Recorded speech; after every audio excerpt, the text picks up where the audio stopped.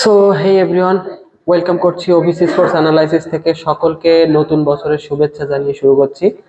আমার সাথে আজকে উপস্থিত আছেন the greatest of all time cricket analyser Hiranmoy Pakrashi, কিন্তু অসাধারণ ক্রিকেট বিশ্লেষক।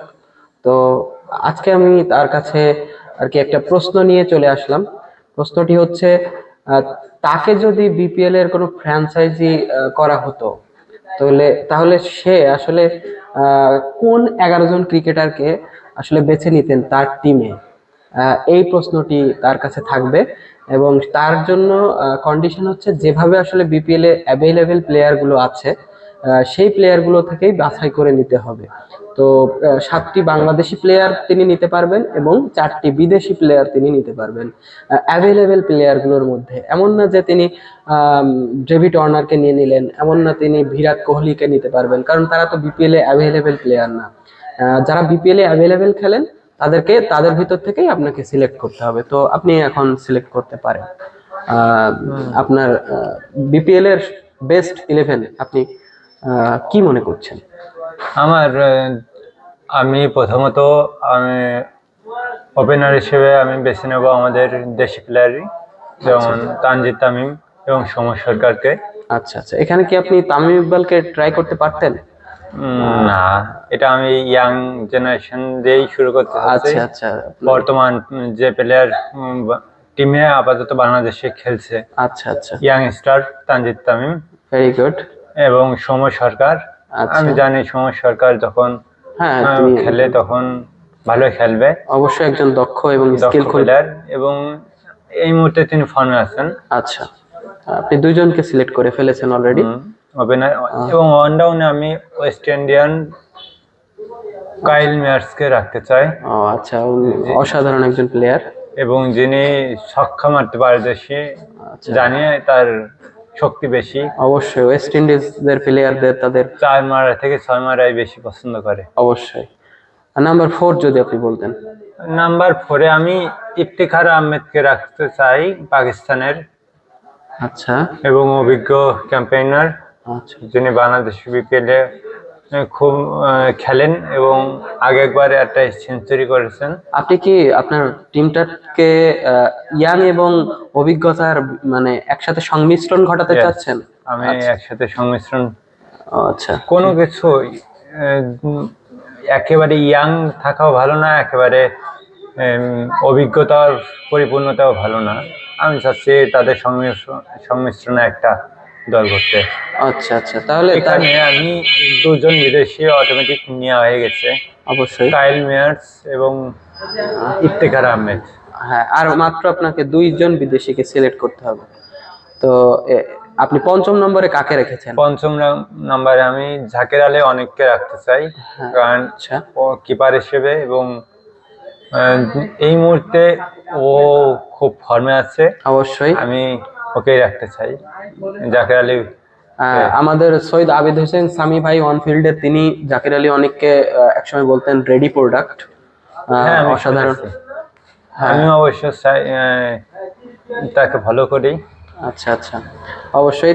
তাহলে আপনি 6 নম্বরে কাকে রাখতে চাচ্ছেন? এক্ষেত্রে আর এক ইয়াংস্টার তাহিদ হৃদয়কে আমি একটু পিছিয়ে রাখছি। ওয়াও, এখানে আচ্ছা, 6 নম্বরে আপনি কি বিকল্প হিসেবে লিটন কুমার দাসকে ট্রাই করতে পারতেন? না, আচ্ছা, লিটনকে রাখলে আমি অলরাউন্ডে বা ওপেনারে হিসেবে রাখতাম। আচ্ছা আচ্ছা, বুঝতে পারছি। নাম্বার 7 যদি আপনাকে প্রশ্ন করা হয়, এই ক্ষেত্রে আমি একজন অলরাউন্ডার রাখতে চাই, এবং যিনি প্রথম অর্ধে বোলিং ও প্রথম পাওয়ার প্লেতে বোলিংও করতে পারে, এবং তিনি বলার হিসেবে ও পাওয়ার প্লে বলার হিসেবে খুব গুরুত্বপূর্ণ একজন বলার। রান চেপে দিয়ে রান রেট কমিয়ে বোলিংয়ে, চাপা বোলিংয়ে শেখ মাহাদি খুবই অসাধারণ একজন প্লেয়ার। তার ব্যাটিংও তিনি খুব ভালো করতে পারেন, এবং তাকে আপনি বিপজ্জনক সিচুয়েশনে তাকে তিনি ওপেনিংয়েও নামাতে পারেন আপনি চাইলে। তো সেক্ষেত্রে শেখ মাহাদি একটা গ্রেট চয়েস আমি বলবো। নাম্বার 8-এ যদি আপনাকে আমি এক্ষেত্রে একজন পাকিস্তানি খুশদিল শাহকে রাখতে চাই। অসাধারণ একজন বলার, সাথে তিনি ব্যাটটাও চমৎকার করেন, তার হাতে হাতে কিন্তু একটা পাওয়ার হিটিং আপনি আছে, খুবই সেক্ষেত্রে একটা গ্রেট চয়েস করেছেন এখানে আমি বলবো। খুশদিল শাহ। তারপরে আপনাকে যদি বলা হয় নাম্বার 9, 10 এবং 11, এখানে আপনি কাদেরকে এখানে খেলাচ্ছেন? আমি 3 পেসারকে রাখেছি, আচ্ছা 2জন আমাদের দেশের এবং আচ্ছা। একজন বিদেশের। আচ্ছা সেটা আমি নাম্বার 9-এ রেখেছি শাহিন শাহ আফ্রিদি, Wow. যিনি ফার্স্ট বল করেন, অসাধারণ একজন বলার তিনি। অসাধারণ বলার, এবং আমি জানি তিনি মেরেও খেলতে পছন্দ করেন, অবশ্যই মানে এই লোয়ার অর্ডারে হ্যাঁ, কিছুটা রান অবশ্যই করতে পারবেন। অবশ্যই অবশ্যই। 10 নম্বরে আমি মোস্তাফিজুরকে রেখেছি। সাবকন্টিনেন্ট আমাদের যে পিচ গুলো রয়েছে, এখানে আসলে মুস্তাফিজুর কতটা ভয়ঙ্কর এটা আসলে এটা আমরা সবাই জানি। সবাই জানি। আর 11-এ আমি ইয়াং স্টার নাইট রানাকে রাখছি। অসম্ভব গতি। এখানে শাহিন শাহ আফ্রিদি এবং নাইট রানার গতির কাছে সবাই আশা করি পরাস্ত হবে। অবশ্যই। আর মোস্তাফিজুরের কারিকার্যতে হোয়াট অ্যাবাউট তাসকিন আহমেদ?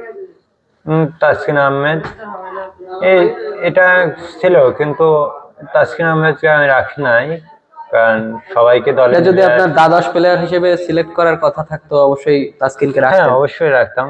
তাসকিন আহমেদ তো খুব অসম্ভব সুন্দর প্লেয়ার, কিন্তু এখন যেহেতু আপনাকে 11টাই সিলেক্ট করতে হতো, সো আপনি বেস্ট 11 থেকে তাসকিনকে বাদ দিয়েছেন, বুঝতে পারছি ব্যাপারটা। তো আপনাকে যদি আরেকটা প্রশ্ন করা হয় যে আপনি বিপিএল এ এবার বর্তমান যে দলগুলো রয়েছে, এই দলগুলোর মধ্যে সব থেকে আপনি কাকে এগিয়ে রাখছেন, কোন দলকে ট্রফির লড়াইয়ে বিপিএল 2024 এই আসরের সব থেকে সেরা দল আপনি কোন দলটিকে বিবেচনা করছেন? অবশ্য আমার চোখে পড়েছে বরিশাল। অবশ্যই তারা মানে আমাদের বর্তমান চ্যাম্পিয়ন দল, মানে গত বছরও তারা চ্যাম্পিয়ন হয়েছিল, এবং গত বছরের বিপিএলটা আমরা দেখেছি, ফাইনালটা আসলে অত্যন্ত মনোমুগ্ধকর একটা ফাইনাল হয়েছিল। আসলে যখন ট্রফিটা হয়ে গেল, ট্রফি সেই সময় যে বাজি গুলো ফুটছিল, সেটা আসলে অসাধারণ দৃশ্য মিরপুর স্টেডিয়ামের। সেই দলটি আবারও আপনি বলতে চাচ্ছেন চ্যাম্পিয়নের মতোই প্লেয়ার।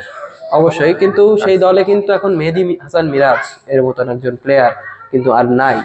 তো সেক্ষেত্রে কিন্তু এখানে অনেক সিনিয়র ক্যাম্পেইনার আছে, অবশ্যই, যেমন তামিম ইকবাল, মুশফিকুর রহিম, তানজিদ তামিমও হয়তো আছে, আমি মাহমুদুল্লাহ রিয়াদ রয়েছেন।